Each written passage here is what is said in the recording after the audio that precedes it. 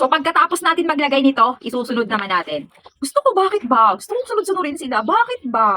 Gusto ko mag-tone up foundation. Okay? Ito kasi yung Brit Joyce Moisturizing Tune Up Sunscreen SPF 50+++ na. So, ito yung appearance niya. Ang nagustuhan ko dito, guys, paubos na, kinakalog ko na lang kasi, naku, everyday ko talaga ito ginagamit. Ang nagustuhan ko sa kanya, para ka na nag-foundation. Legit. Para ka na nag-foundation, literal. So, nakita mo naman yung appearance, konti lang ilalagay natin mga pagka, kasi marami pa tayong ilalagay. Blend lang natin na mabuti yan. Ito din pala, ay laging sold out. Yes, nagkakaubusan din to. Kaya once na may makita kayo dito sa basket natin, na available siya, i-click nyo na agad din, ha? I-click nyo na rin agad-agad. Talagang as in agad-agad i-click out nyo na kasi sayang. Discounted yan ngayon. As in sobrang discounted, sobrang mura yan. Okay?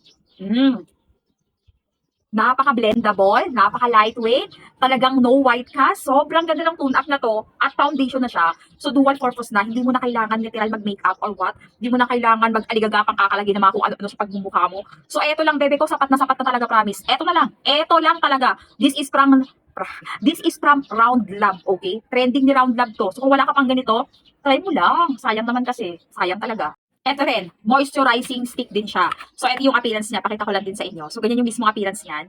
Tapos, ayan. So, bubuksan mo lang ng ganyan. Tapos, igaganon mo siya. O, di ba?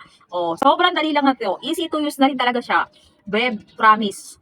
Magugustuhan nyo talaga si Roundlab. Talagang mabibet nyo talaga to kasi nga, skin friendly na siya. Kahit anong skin type ka, pwede sa kanya. Lalo na sa mga sensitive skin. Okay? So, ayan yan. Naka-discount sale siya. Bilisan nyo na ha kasi sobrang mura talaga nito. Maglalagay na lang ako ng link. Lahat sila ilalagay ko dyan. I-check out nyo na. Ay, teka, wait lang pala. May cushion pa. Ito yung cushion na nagtitrending na bet ko rin talaga. Ayan, Yan yan. Be, Roundlab yan, be. Sobrang panapan talaga ako ni Roundlab kasi yung Korean product. Sorry ha. Pero, wala lang. Bet ko lang talaga siya. Grabe tong cushion na to. Natatago yung mga chismis mo sa pagbumuka. Tapos, SPF 50 na rin. Yun yung nagustuhan ko sa kanya kasi SPF 50 na siya. So, pag gusto nyo i-try, ayan yung link. Ilalagay ko na lang yung link dyan, be. Diyan ka na lang mag-check out sa mismong link natin. Naka-discount sale yan ngayon. I-click mo na kasi sobrang mura pa nila. Okay? Again and again. Official page ni Round Lab yung nasa link ko. Official page siya ni Round Lab, mga bebe ko ha, maawa ka.